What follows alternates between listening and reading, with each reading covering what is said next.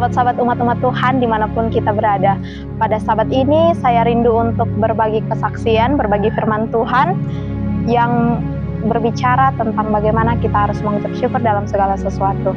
Ada satu ilustrasi, seorang ayah sepulang dari mengantarkan anaknya ke sekolah mengalami kecelakaan yang cukup parah, yang menyebabkan dia harus dioperasi karena bagian lututnya terluka. Dia harus mengeluarkan biaya dan menderita sakit. Tetapi seorang perawat yang merawatnya di rumah sakit menyadari bahwa bapak ini tidak menunjukkan tanda-tanda bahwa dia bersedih atau murung. Dia selalu tampak ceria. Dan perawat ini pun bertanya kepada bapak tersebut, mengapa dia selalu tampak ceria padahal dia sedang mengalami sakit yang cukup parah. Tetapi bapak ini menjawab, saya bersyukur karena saya mengalami kecelakaan itu pada saat saya sudah mengantarkan anak saya ke sekolah. Jadi anak saya tidak ikut dalam peristiwa kecelakaan tersebut.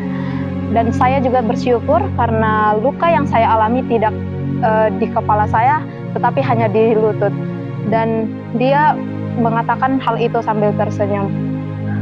Jadi saudara-saudara yang dikasihi Tuhan, dalam Ayub 2 ayat 9, kita pasti sering mendengar bahwa Ayub mengalami pencobaan yang luar biasa. Bahkan teman-teman dan istrinya pun menyuruh dia untuk mengutuki Tuhan. Tetapi apa kata Ayub? Dia menjawab dalam ayat yang 10, tetapi jawab Ayub kepadanya, engkau berbicara seperti perempuan gila. Apakah kita mau menerima yang baik dari Allah, tetapi tidak mau menerima yang buruk? Dalam kesemuanya itu, Ayub tidak berbuat dosa dengan bibirnya. Nah, dalam kehidupan kita sehari-hari, jika ada sesuatu yang menyenangkan atau berkat dari Tuhan, kita pasti sering mengucap syukur. Tapi sebaliknya, jika kita mengalami pencobaan, mungkin kita jatuh sakit atau ekonomi kita kurang stabil, kita pasti bersungut-sungut atau bertanya-tanya kepada Tuhan. Sama seperti Rasul Paulus, dia juga mengalami penderitaan, tetapi dia mengingatkan jemaatnya untuk tetap bersyukur. Kita lihat dalam 1 Tesalonika 5 ayat 18, mengucap syukurlah dalam segala hal, sebab itulah yang dikehendaki Allah di dalam Kristus Yesus bagi kamu.